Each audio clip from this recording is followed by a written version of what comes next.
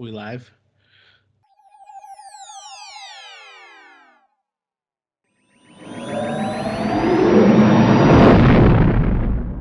Okay, Sean, welcome to another episode. This is episode 4, Dads of Dagobah, review the Book of Boba Fett. I have a The word of the week for you, Sean. You ready? this is what I look forward to every week is hearing what your synopsis is. A one-word synopsis. It's two-word. Two-word? Oh, Two-word word okay. of the week. Okay. Ready? Leitmotif. Leitmotif. Yes, yes. Literally at the very end, the last little nugget we get from the episode.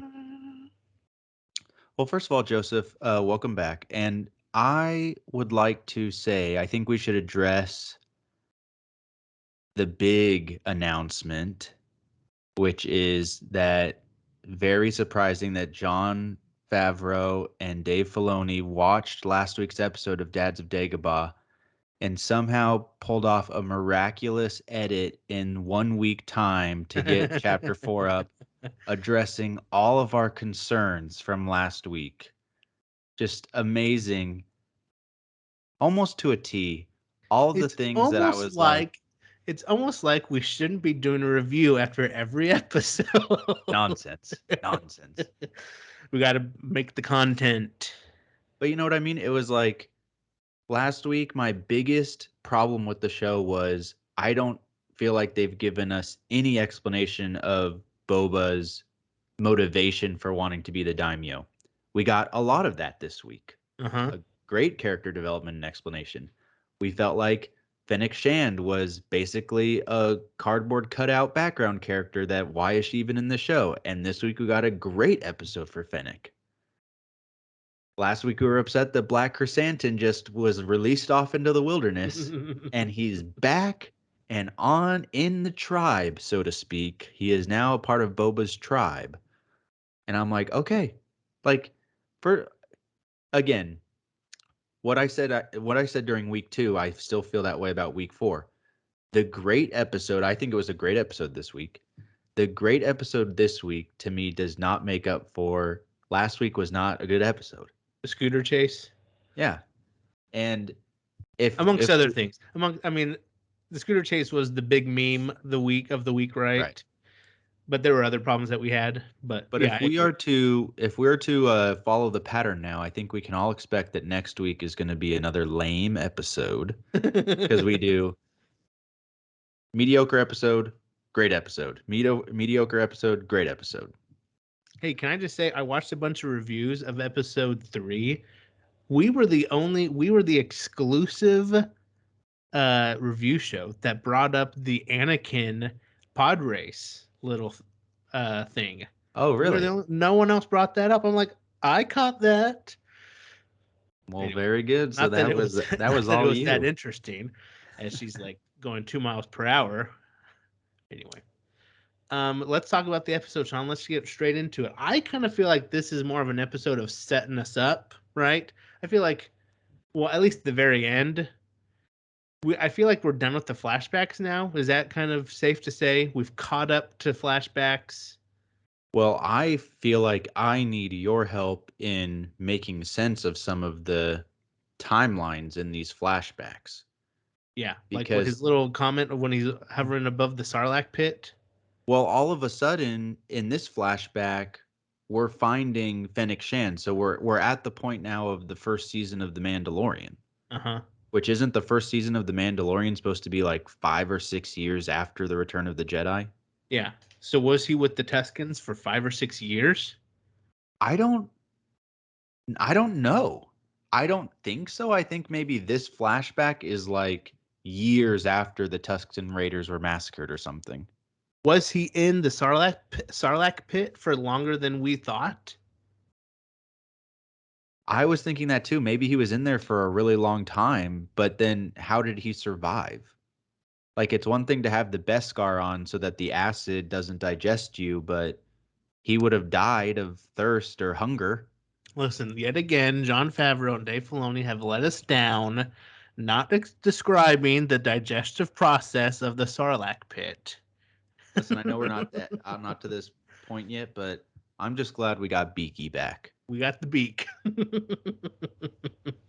Yeah, that was a little scary. Can I be real with you? I turned down the volume and averted my eyes when I'm like, something about to jump out of there.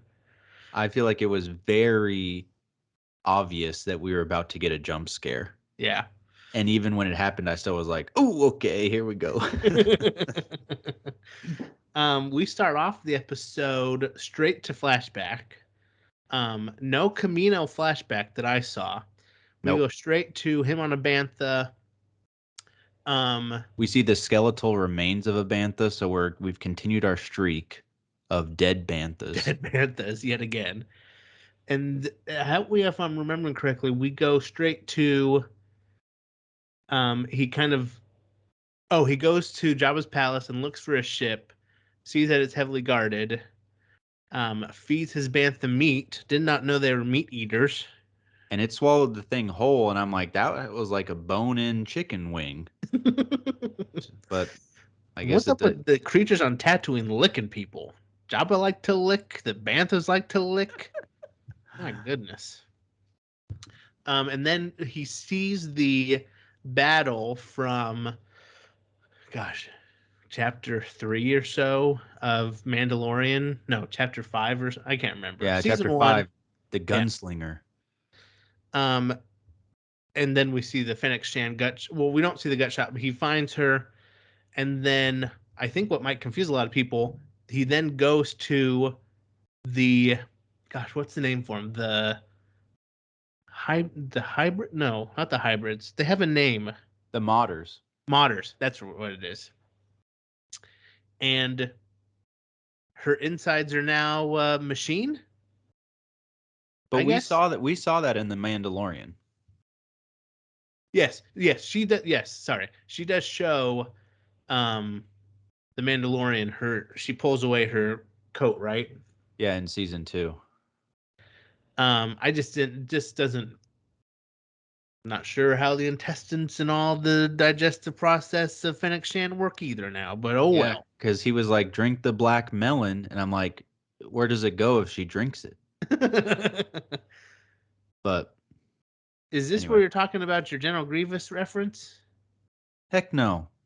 Really? Joseph, I told Joseph before we started filming, I mentioned, well, my background, I was either going to do the Sarlacc or General Grievous. And he was like, what? I'm like, the clear General Grievous reference? And he's like, I have no idea what you're talking about. So I'm saving that juicy nugget Okay. until we get I to thought that part of the I thought it episode. was here with the modders. Anything to talk about here?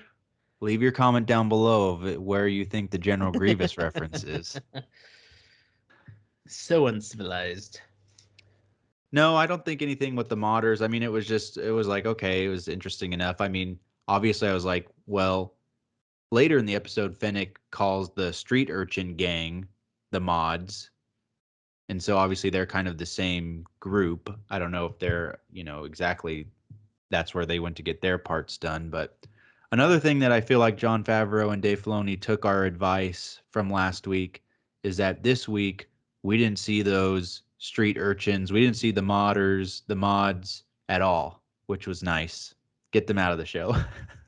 Yeah, they were non-existent. Go get on your speeder bikes and go patrol the streets away from us. Thank you. It's funny too. Let's take a little side here. It's funny too how angry people were getting at people who thought it was weird to see them. They're like, if you thought the scooters in Star Wars were bad, you can't cut. I'm like, can't we have opinions about what the scooters look like and stuff? But anyway. I have to admit, usually I stay off of Twitter until I see the episode, but I wasn't able to watch the episode until this evening. And so this morning I did get on. There wasn't a lot of spoilers or anything, but one of the first tweets I read was episode 4 was fantastic. Like, if you don't like episode 4, then you don't deserve to even watch any new Star Wars content. I'm like, let's calm down. Okay. And then I ended up liking episode 4, but I already was like salty about that. I'm like, okay.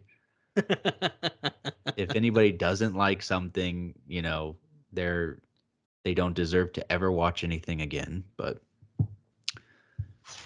so they're drinking the black melon and stuff, and then they go back to Jabba's palace to scope it out again, and Fennec has her cool little drone that can scope out the whole. Can we talk about that drone just for a second? It's like a upgraded Iden Versio droid. Yeah, but how many red flashing lights does that thing need if it's supposed to be in stealth mode? Hey, stealth mode. Oh, and turn on all your lights, please. Thank you. I did wonder how nobody saw a blinking red light orb floating through the whole palace. Like, what is that thing? It looked like, I don't know if this obviously is a different door than the main door we see. This is the underground door. This reminds me of. It looked like they took it straight out of the Battlefront game. Is there any other canon instance where we're in this kind of hangar area of from the 2015 Battlefront? Is what it Yeah, looked like. from that Outer Rim DLC, I feel like it looked like that map for sure. Yeah, which was kind of cool. I was like, oh, look at that. Not a lot of interesting things happen. They just get the ship back, and there's a fun little new droid, I guess, that's now part of the crew, which is Whoa, whoa, whoa, cute. whoa, whoa, whoa, whoa! You're Did I glossing miss over something? lots of stuff. You're glossing over Boba giving Setting. his bantha its Oh, freedom and okay, saying go okay. make some bantha babies. Yeah, okay, that was fun. That was fun. I do think though that there's some. I don't remember really the timeline in this episode because there were a few times where um Boba had like conversations with Fennec about why he doesn't want to be a bounty hunter anymore. There was one before they got the ship back and one after they got the ship back. But I think it was in one of these sequences he was just talking about like I feel like I just always work for idiots that make decisions that are Uh-huh. stupid. And I'm done working for people that are going to get me killed because they don't think something through. Right, and that's where she's talking about once I help you get your ship back, that's the end of my debt, right?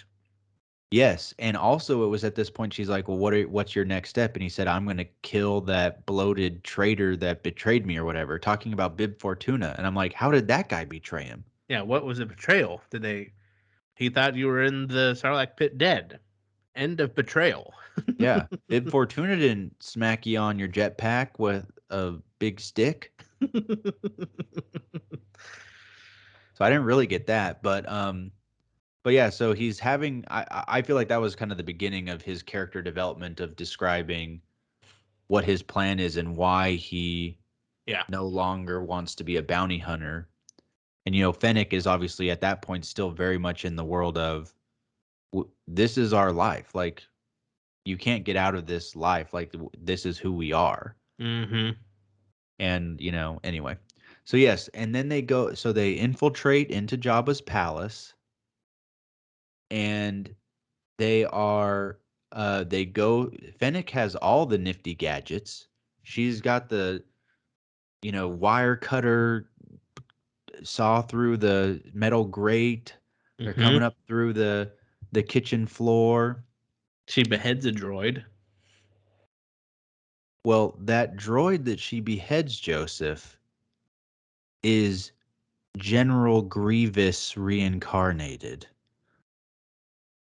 What are you He's talking got about? he's got 6 arms and he's chopping. And then when Boba comes in, he goes into General Oh, Grievous's pose and he starts spinning his yes. cleavers Okay. Yes. exactly like General Grievous, When I Joseph. did see that, I was like, "Oh, the General Grievous move," but I didn't. I thought you said so. Were me like someone mentioned him or someone? Yes. No, it was an Okay. that was a clear homage to General Grievous. And if you follow Star Wars Explained and that YouTube channel, his community has already coined that character General Clevis, which I am also adopting. It's now my headcanon. That's the name of that droid is General Clevis. Oh, that's funny. Interesting to see Bib Fortuna eating his vegetables. Good on him. Doesn't But seem we like don't he's. actually get to see Bib Fortuna, and I was Yeah, kind of waiting for it. I was like, I want to see what's he doing. little skinny Bib Fortuna, or Yeah. maybe already big. Who knows where we are in the timeline? But then there is kind of this strange little droid chase through the kitchen. I'm like, what is this? But every episode, every Star Wars movie has stuff like that. That's just like, all right, whatever. Yeah, yeah. Cute little droid, I guess. That merchandise, I guess. I don't know. Anyway, gets in the ship. Um, tries to get out. I'm trying to think if anything significant happens here. I think mostly in this part, I was happy to see that Fennec was providing some action sequences and actually in the fight. I don't think she missed a shot. I think every shot she took, she hit someone. She took down that whole squad of or Bib's guards. Yeah. And she can do it all. She can do the long range. She can do the hand-to-hand combat. She was unstoppable. I was loving it. And yet again, I thought to myself, poor Boba Fett. The Jon Favreau and Dave Filoni and what's the director's name? Rich Rodriguez. Well, he was only for the first episode. This was a different director. Oh, I didn't realize that.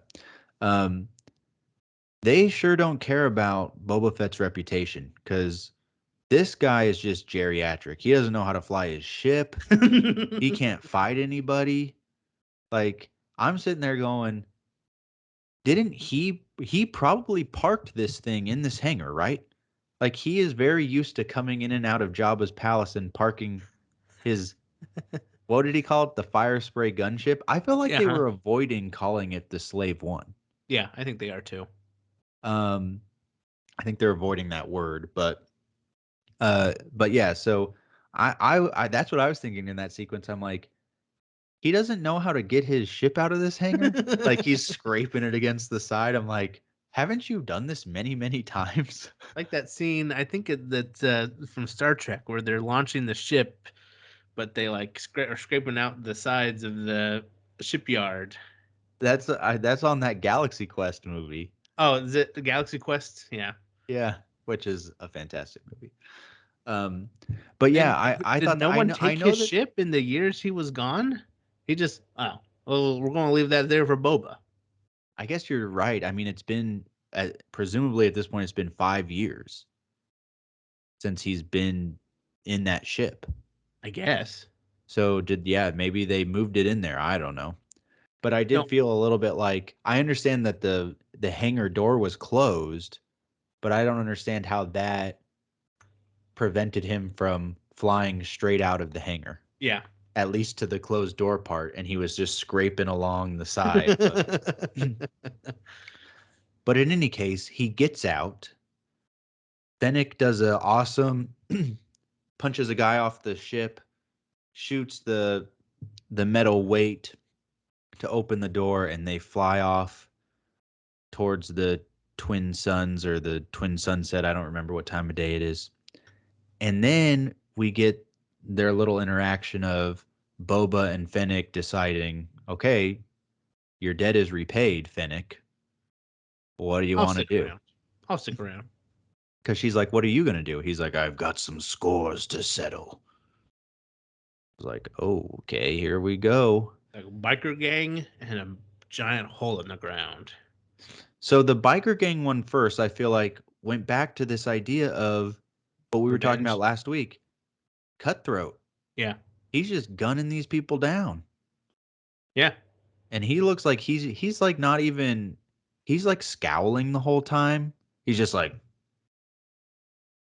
shooting them down. But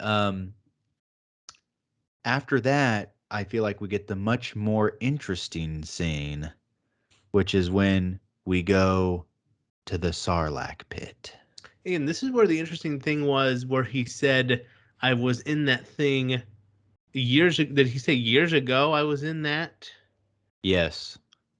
And that's what confused me was, oh, okay. So now it must be that he was with the Tuscans for a long time or was in the Sarlacc for a long time. That's the only two options. Because I don't think he was a nomad in the desert on a bantha for years. Yeah, that part is, that's what I was saying at the beginning of this review is I don't really know what the timeline is, because last week when he went to Mos Eisley and we saw the stormtrooper helmets on the pikes, I assumed that some a good amount of time had passed. Like, oh, look, this is closer to the Mandalorian So do you think timeline. there was a big jump from the train heist to going into the pikes to get the claim? Yeah, I don't know. I think maybe it was just, I think that maybe he was with the Tuscans longer than we realize. So And episode 2 then was a yeah, lot longer. maybe even before the train heist, he had already been with them, training with the gaffy stick and stuff for Yeah. years. I don't know. I mean, I don't think right now we have clarification on it, but it did obviously, this episode introduced the question of, oh, how much time was he with the Tuscans? Because clearly right now in this flashback, it's been 5 years Mm-hmm. since he's been in that Sarlacc pit. So it's coming up to non-flashback time. Right. Um, and so I also thought it was interesting that he, obviously the reason he's there is he thinks his armor is still down there. Yeah, he doesn't remember getting out and losing it to the Jawas. Right. Which is interesting. I can understand that when he got out, he's probably a little delirious, especially if he was down there for a long time Uh-huh. and maybe had no sense of time or hallucinating or whatever. And but at the same time, I'm a little bit like, if you use some critical thinking skills, Boba, how do you think you got out of there without the armor? But whatever. So he Oh, thinks yeah, it's good point. so he thinks it's down there. And I was loving everything about this, how he's like, hold on, and he's like barely hovering over it and like just descending down Uh-huh. just the cockpit. I'm like, I mean, the Slave One is the perfect shape to descend right into that pit. I know, right? And And obviously he knows how to hover now. Learn how to fly again. I know. Well, and so I think this is what we were talking about. As soon as it was getting dark and he was shining the light and stuff, I'm like, this thing is gonna jump at him. Yeah. Which answers the question, when he got out in episode 1, we were like, is the Sarlacc dead? Because remember, it was like its tentacles were all kind of just like Mm-hmm. hanging out, They weren't kind of all moving around. and he obviously burned the thing and cut through it and whatever. But anyway. So yeah, so he gets Sonic attacked. Sonic booms the thing. Well, Fennec Sonic booms the thing, Yeah, which true. I thought was awesome. I thought that was really cool. I like the overhead shot of it going off and then going through the sand. And then he's like, "Don't touch my buttons." Which in my mind, I'm like, literally, she just saved both of your lives because you seem to be struggling, barely holding on to those controls. Don't touch my stuff. Which, and honestly, I feel like was interesting just to see how strong the Sarlacc is. That it Yeah. can wrap those tentacles around a ship that has engines and thrusters trying to get away, and it's still holding it down pretty well. So Yeah, but Lando, who's holding on to a gun or a blast or whatever. can slowly crawl up an inclined plane of sand, and the Sarlacc can. Oh, it's so weak; it can barely hold on to this man's leg. um so it looks like they now kill the Sarlacc because he's going in using a rope. Um Comes out covered in acid. She says you need to get into a Bacta. Is that what he's healing from? Is all of this healing from going into the Sarlacc pit to all this Bacta stuff we've been seeing? I believe that it is, but that introduces again a question of timeline on this, because we see Boba and Fennec go help Mando in season 2 of The Mandalorian. And so, and then at the end of season 2 of The Mandalorian is when he kills Bib Fortuna and assumes the role of Daimyo. Mm-hmm. So I'm assuming that all of that happens between the flashback we saw in this episode and his uh and the current day story Yeah. in Book of Boba Fett. So he's off on other planets, like doing stuff with Mando, and then comes back to Tatooine, and maybe I don't know if he had a back to tank in season 2 of Mando, access to one somewhere else, but Yeah. seems like he doesn't start his healing until after his escapades with Mando and Grogu. Um, how does he find out that Mando has the armor?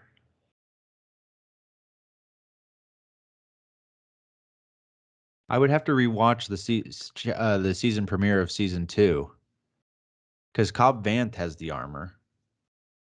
And then Mando gets the armor from Cobb Vanth after the Yes. crate dragon.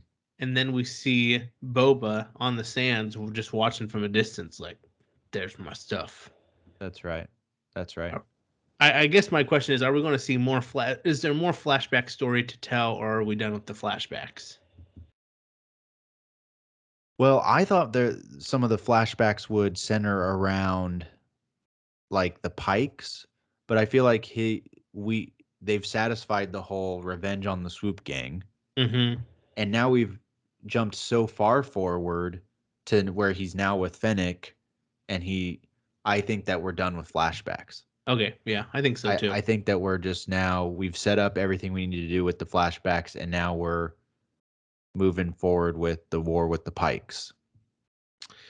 Yeah, because he gets out of the bacta tank and the droid says, "All done with your treatment." So I think that's kind of like, okay, all done with those flashbacks, A little nod to us as the viewers, right? Okay, we're done with that story. Completely agree. I agree. Um, then they have the meeting, right, of all of the different families sitting around the table. Is there Well, a no, scene I'm missing? I think first he goes into town.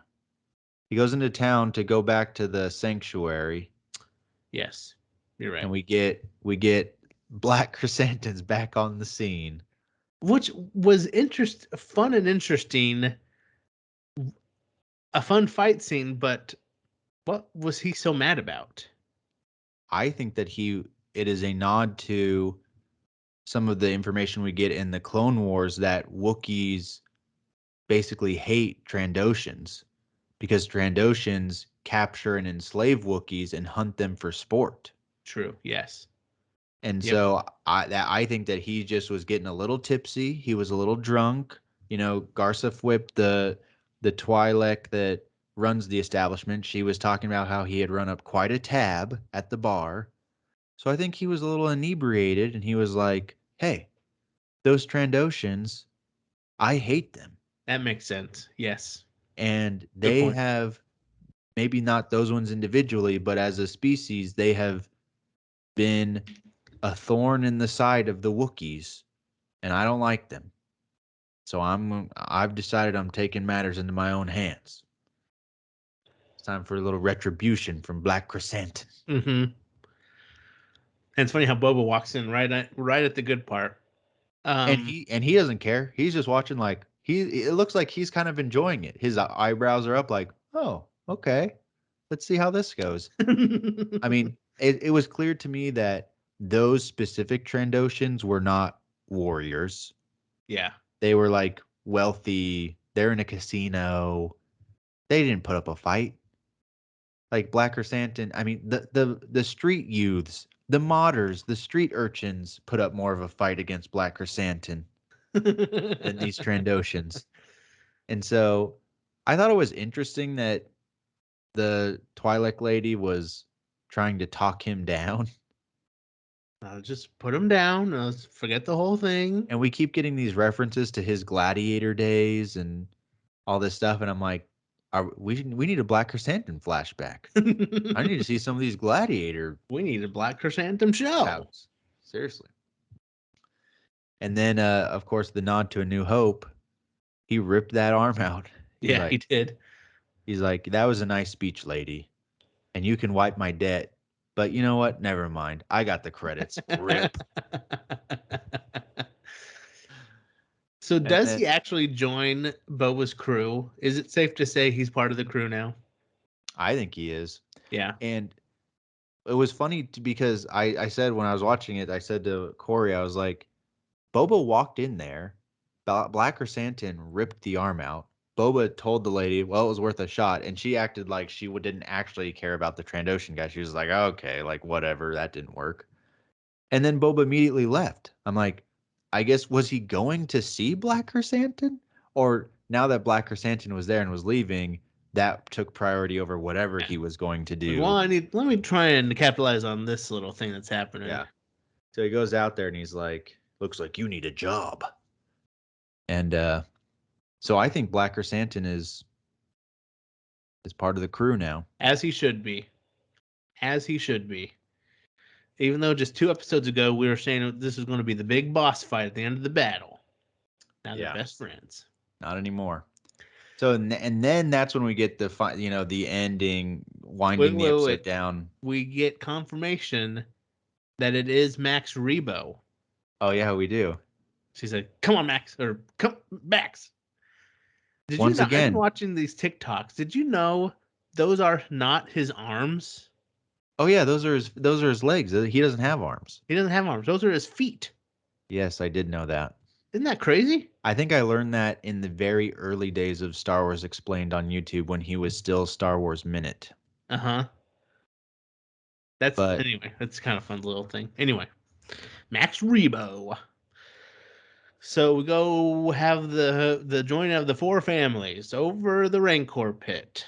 And it's kind of a fun scene. I guess it's just talking about, I'm not here to make any claims. I'm just here to ask for your neutrality in my fight against the Pikes, right? I felt like, again, I don't know why. I don't have a better idea. I won't say that I'm creative enough to be the showrunner or to be a better writer for this show, but I wanted that scene to go differently. I feel like Boba, again, just in my mind, rolled over too easily. Like, I'm not here to, well, let's just all be equals. I sit on that throne, but I don't care about what's going on with your territories. Let's just work together. And then they're like, no. He's like, okay, well, then I'm just gonna do it alone then. So just stay neutral. Yeah. I'm Yeah, like, that's wow, true. you pivoted really fast. You didn't try to convince them at all about how it would be profitable for them, or Well, I mean, he did scare them with the Rancor when they said something like, what's stopping us from just taking you out? That's true. That I take it back. That was actually I liked that. Um, Did he do like a little signal to his Rancor? How did he do that? I wondered the same thing. I'm like, we've already trained the Rain Corps to on command, like, hey, snap in under the table, like, now's the time, buddy. Like, Put your what soon fingernails as through the grate. but I did Um, think to myself, that wasn't really that good of an answer. What's stopping us from just killing you and taking what we want? Well, if you stand on this 4x4 square in my floor, I can drop you down into this Rancor pit. Never mind that all of you outnumber me right now and could probably kill us easily. But that Rancor down there, you better watch yourselves. Can we talk a little bit about that Rancor pit too? I thought it was a juvenile Rancor, and they're sitting pretty high up on the pit, right? How did that Rancor get up there? Can they jump? Anyway, I think what you fail to minor detail. recognize is that Rancor calves have such lower masses compared to adult Rancors that they can leap incredible distances. So is the Rancor not depressed anymore? Not now that Boba's feeding it. The That's right. little tiny look like a Buffalo Wild Wing. I'm like, that thing's not gonna make that. That is like me eating a Cheez-It, as There if you that's go. gonna satisfy me when I'm starving. Well, anyway, But I and guess then he gets the outcome that he wants, which yeah, is they agree to stay neutral. and Fennec even says at the end where she's like, "Do you really think?" He's like, "I only trust them to pursue their own interests." Like he knows if worst comes to worst, they'll turn on him anyway, and I think we know that too. We know that they're not going to play nicely and stay neutral. But see, he said when he was talking to Fennec at the end there, he was like, I trust them. They're stubborn, but they're not foolish enough to like not recognize that the Pikes are going to take over the whole planet if we don't do something. And I felt like that should have been discussed more at the table when he was like, I'm just going to do it myself. I thought that the obvious response at that point was going to be when they were like, they're only, attacking your territory, not ours. So why would Right. we sacrifice our men? I'm like, the obvious answer is, well, they're not going to stop with just mine. So eventually they're going to come to each of our territories, and we're stronger together right now to stop them than individually trying to deal with them. Right. And instead, Boba was like, okay, well, I'll just do it myself, but just stay out of my way. Thanks. And once again, I'm like, with who, Boba? You got your own swoop gang. He needs to set up his own tribe, and he's setting up his own tribe. You got Black Chrysanthemum. You got Fennec. You And got the Rancor. well, and then at the very end, we see he has someone else. And he has the leitmotif. Yeah. So I'll be honest. I read a spoiler for the season, I guess, or a rumor that Mandalorian would come back. This was 2 days ago, and I'm like, it was like on Twitter, and I was just scrolling, and I'm like, dang it, didn't want to see that. So I opened up the article and read more, and I supposedly know more things, and I won't share them here. But then when they had the leitmotif of the Mandalorian theme, I was like, okay, well, that's confirmed. He's coming back. But my question is, who else is coming back? Is he bringing Bo-Katan? Because Bo-Katan is trying to get the Dark Saber. dark saber from him, and we still have Moff Gideon, and we still have the other Mandalorians, and what's her face? Shock Trooper lady, Oh, Cara Dune. Cara Dune,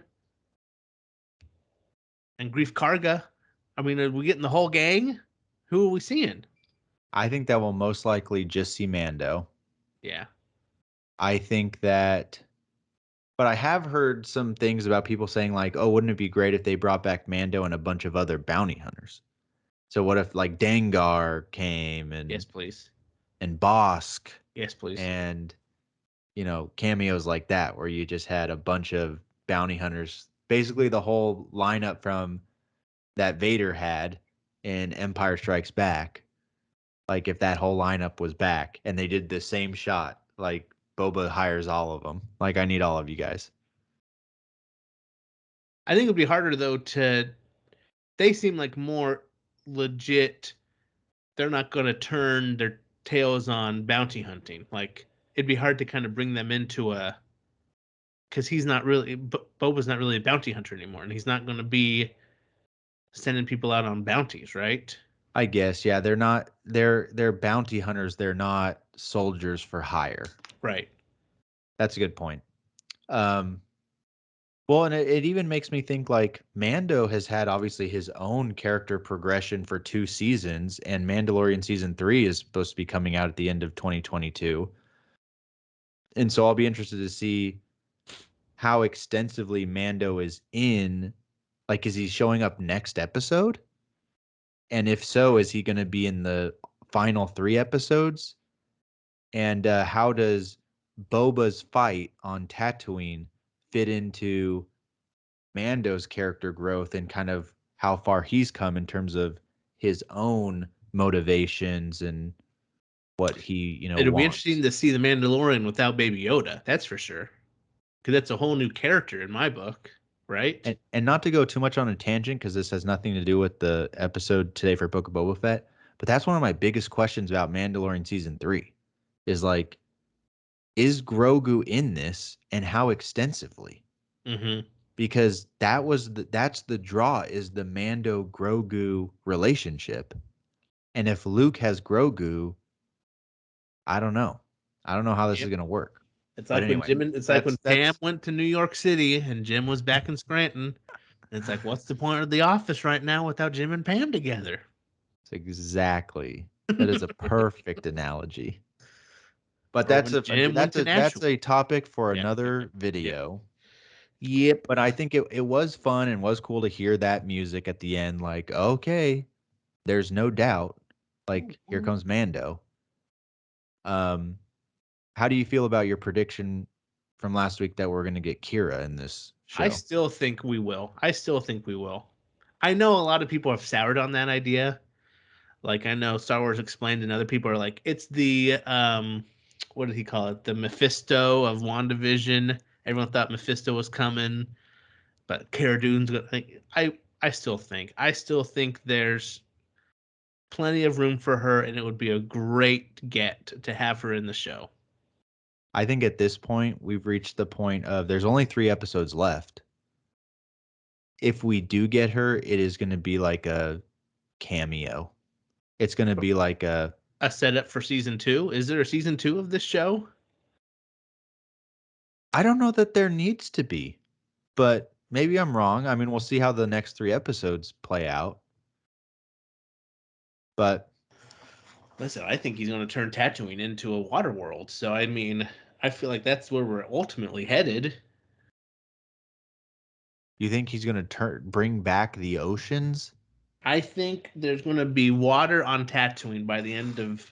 That's his ultimate goal. And I understand Rey buried the lightsabers in the sand at the Lars homestead, so it can't be covered in water. I think there's water somewhere. But I don't know. That's not. I don't know. To be honest, I don't know. He just wants to, he terraforms the whole planet into recreation of Camino. He's like, I want to go home, but I It don't is want to interesting. actually go home. We haven't left Tatooine yet. Are we never going to leave Tatooine? I don't see why. I don't think, why Yeah. would we? He's got to go to war with the Pikes now. I feel like episode 5 is going to be building up his army. Episode 6 is probably going to be the start of the confrontation, and that will be it'll be a 2 episode war basically. With the major Episodes setback, and then episode 7 is the finale.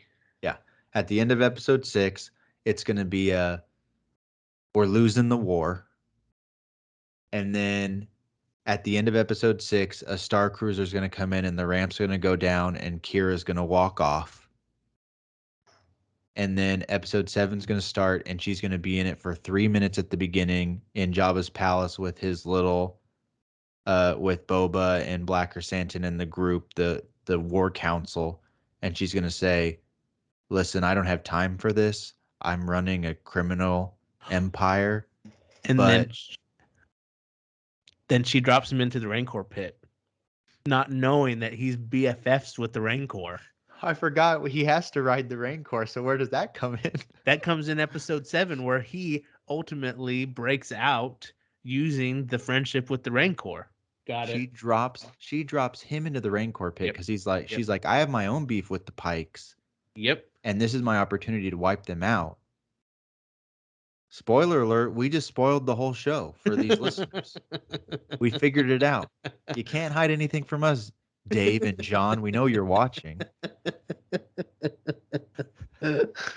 Oh, what were we saying 2 weeks ago that we were going to Calhutta, and fighting the Huts there? Oh man, after episode 1, we thought we're at least spending at least 2 episodes on Camino. We're going back to Geonosis. We're gonna be on now Hutta with the debauchery. I'm gonna see some freaky hut stuff happening. Baby Kashyyyk. I'm gonna be seeing the gladiator pits and Black Chrysanthemum in there owning people.